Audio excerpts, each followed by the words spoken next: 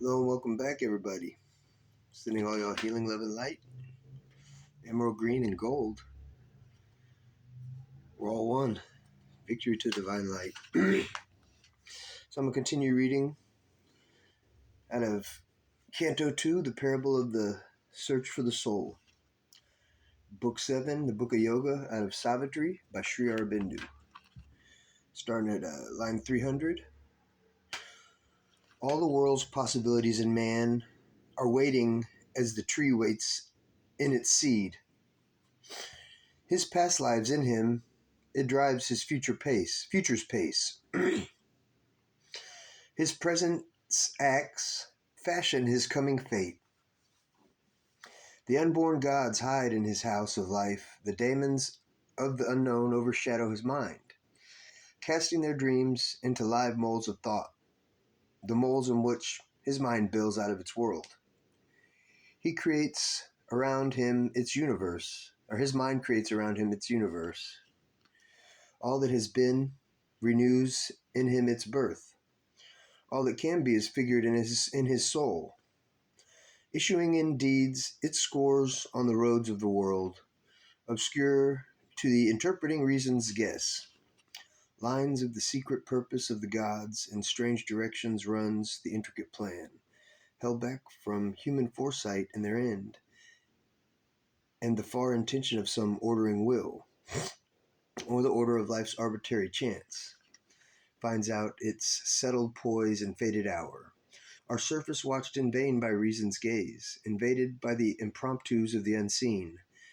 Helpless records, the accidents of time, the involuntary turns and leaps of life. Only a little of us foresees its steps. Only a little has will and purpose pace. Vast subliminal is man's measureless part. Dim subconscious is his cavern base.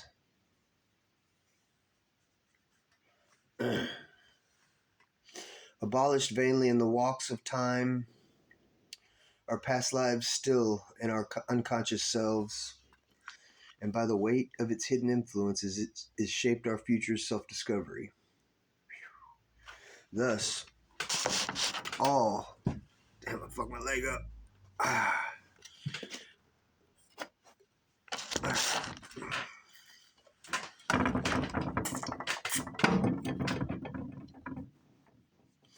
Thus, all is an inevitable chain. And yet, a series seems of accidents, the unremembering hours repeat the old acts. That's deep, man.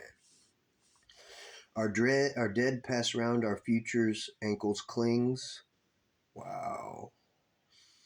And drags back the new nature's glorious stride. Or from its buried corpse our ghosts arise. Old thoughts, old longings, dead passions live again. Recur in sleep or move the waking man to words that force the barrier of the lips, to deeds that suddenly start and overlap his head of reason and his guardian will. An old self lurks in the new self we are. Hardly we escape from what we once had been. In the dim gleaming of habit's passages, in the subconscient darkling corridors, all things are carried by the porter nerves, and nothing checked by the subterranean mind, unstudied by the guardians of the doors and passed by a blind instinctive memory, the old gang dismissed, old cancelled passports serve. Nothing is wholly dead that once had lived. In dim tunnels of the world being, and in ours, the old rejected nature still survives. The corpses of its slain thoughts raise their heads, and vast mind nocturnal walks in sleep. Its stifled impulses breathe and move and rise. All keeps a phantom immortality. Irresistible are nature's sequences. The seeds of sin, renounced sprouts from hid soil. Evil cast from our hearts once more we face. Our dead selves come to slay our living soul. A portion of us lives in present time, a secret mass in dim and conscience gropes. Out of the inconscient and subliminal, arisen we live in mind's uncertain light. and strive to know and master a dubious world, whose purpose and meaning are hidden from our sight. Above us dwells a superconscient God, hidden in the mystery of his own light. Around us in a vast ignorance lit by the uncertain ray of human mind. Below us sleeps the inconscient dark and time.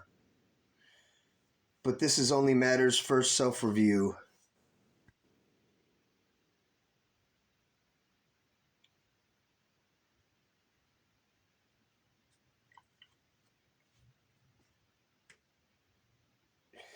A scale, a series in the ignorance. This is not all we are or all our world. Our greater self of knowledge waits for us, a supreme light in the truth conscious vast. It seems from summits beyond thinking mind, it moves in a splendid air transcending life. It shall descend and make earth's life divine, thus made the world, not a blind nature force. Our summits in the superconscience blaze are glorious with the very face of God. These are our aspects of eternity. There is a figure of God we are. His young, unimagining look on deathless things, his joy in our escape from death and time, his immortality and light and bliss. Our larger being sits behind cryptic walls. There are greatness hidden in our unseen parts that wait their hour to step into life's front. We feel an aid from we feel an aid from deep indwelling gods. One speaks within, light comes to us from above.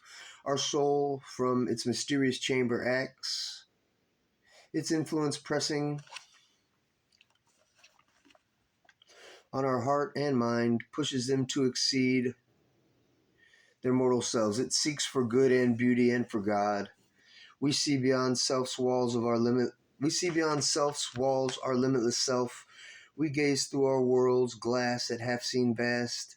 We hunt for the truth behind apparent things. Our inner mind dwells in a larger light. Its brightness looks at us through hidden doors. Our members, luminous, grow, and wisdom's face appears in the doorway of the mystic ward. When she enters into our house of outward sense, then we look up and see above her sun a mighty life with its inner powers supports the dwarfish modicum we call life. It can graft upon our crawl two puissant wings. Our noble subtle self is throned within. In its viewless palace of veridical dreams that are bright shadows of the thoughts of God, in the prone obscure beings of the race. And the human grew in the bowed ape-like man. He stood erect, a godlike form and force, and a soul's thoughts looked out from earth-born eyes.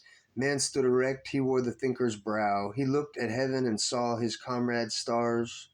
A vision came of beauty and greater birth, slowly emerging from the heart's chapel of light, and moved in a white Lucian air of dreams.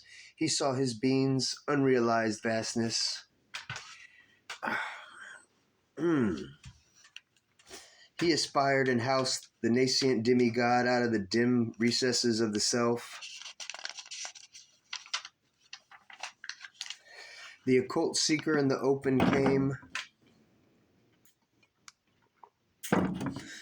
He heard the far and touched the intangible.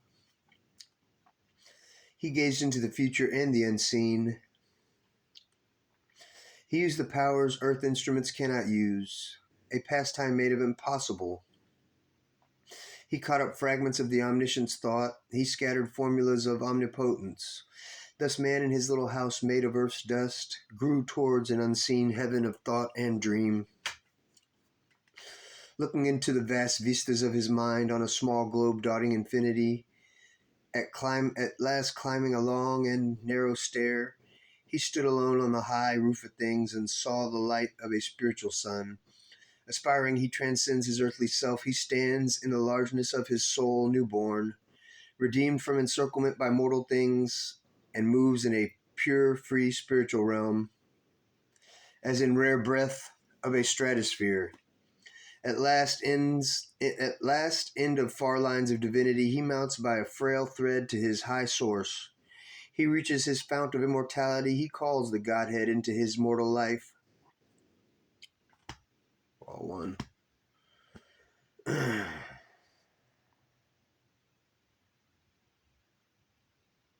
All this the Spirit concealed had done in her. All this the Spirit concealed had done in her. I was going to say heart. That's me. But I'm not a her this life. A portion of the mighty mother came into her as into its own human part. So they must be talking about Satyavan right now. He's the male, I believe. And Savitri would be the female. Amid the cosmic working, he calls the Godhead into his mortal life. All this the Spirit concealed had done in her. A portion of mighty mother came into her as its own human part. Amid the cosmic workings of the gods, it marked her the center of a wide-drawn scheme, dreamed in the passion of her far-seeing spirit, to mold humanity into God's own shape, at least this great blind struggling world to light, or a new world discovered or create. Earth must transform herself and equal heaven. Amen. I added that, amen. A woman, I added that too. Or heaven descend into Earth's mortal state. That's what we're doing, bringing them together. They're merging as we speak. In the heart, on the moms, Divine Mother. Earth must transform herself and equal heaven, Mother Gaia. Or heaven descend into Earth's mortal state. But for such spiritual change to be out of the mystic cavern in man's heart, the heavenly psyche must put off her veil. What was I saying? And step into common nature's crowded rooms and stand uncovered in that nature's front and rule its thoughts and fill the body and life. Obedient to a high command she set. Time, life, and death were passing incidents, obstructing with their transient view her sight that must break through and liberate the God, imprisoned in the visionless mortal man. The inferior nature born into ignorance still took too large a place it veiled herself, and must be pushed aside to find her soul. Into Canto 2. End of Canto 2. All right, man. This is good stuff. I'll be right back to read some more. I hope y'all are enjoying this as much as I am. Next, we're on to Canto 3, which is titled The Entry into Inner Countries. Woo-hoo. All right, I'll be back soon. Victory to the divine light. Love always wins. We're all one. Todos somos uno. Muy bien. I love you all.